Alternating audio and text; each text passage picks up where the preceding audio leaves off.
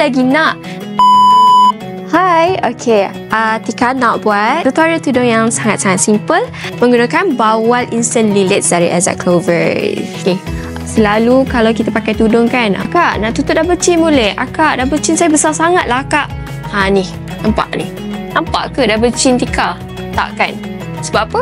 Sebab tudung lilies ni lah. Tengok. Mana nampak? Double chin ni pun tak nampak. Sekarang kita ikat dulu yang ada tali ni. Nampak? Ya Allah, Tika suka sangat tengok ni.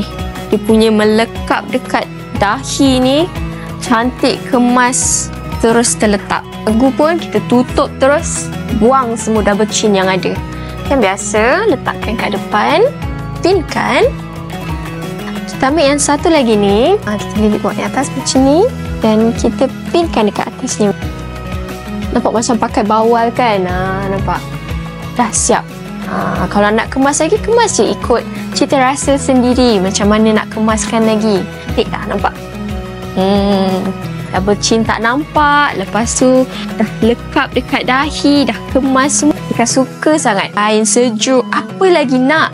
Cepat dapatkan bawal instant lilies ni dari Exact Clovers. Bye-bye.